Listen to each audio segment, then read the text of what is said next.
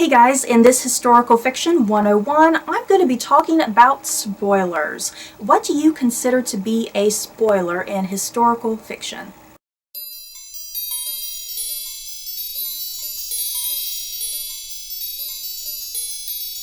You guys, I hate to break it to you. The Titanic, it hit an iceberg in April 1912 and sank in the Atlantic, killing lots of people.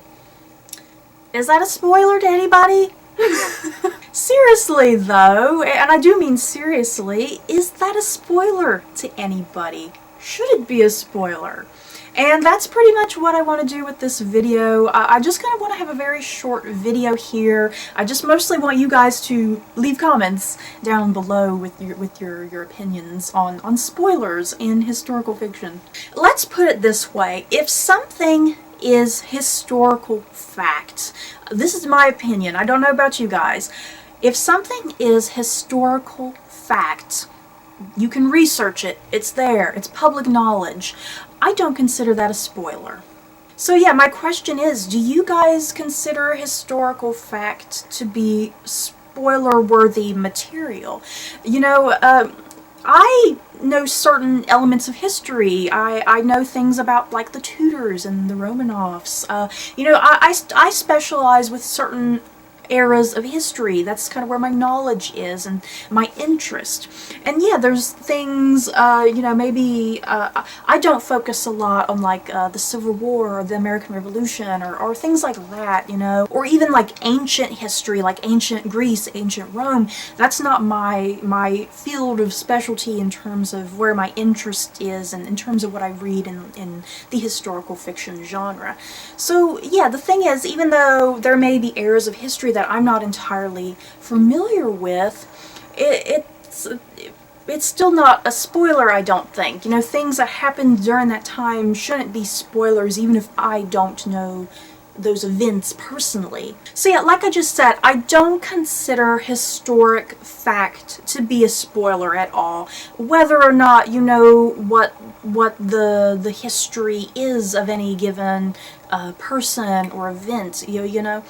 But what is a spoiler is original historical fiction, and I guess what I mean by that, something like The Book Thief by Markus Zusak, for instance.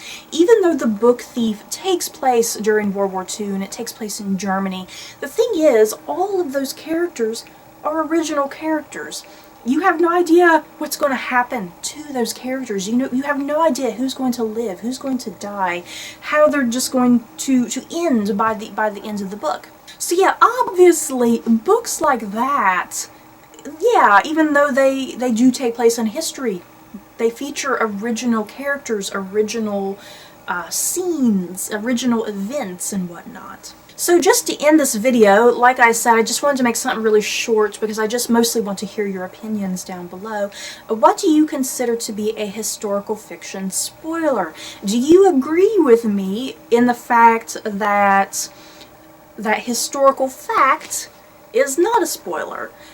And then do you also agree with me that obviously original material would be a spoiler?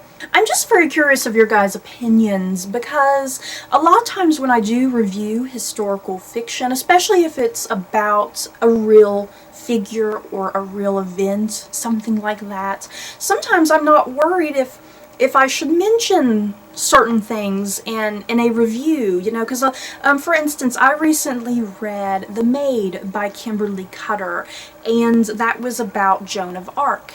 And in my review, you know, I downright said that Joan of Arc, she gets burned at the stake. So it's like, I don't know if I should reveal things like that, you know. Like I said, I consider historic fact, whether or not you know that historical fact, I consider that to be non-spoiler territory. So yeah, I'm just curious, when I do these reviews, do you guys not want me to go at length about historical facts?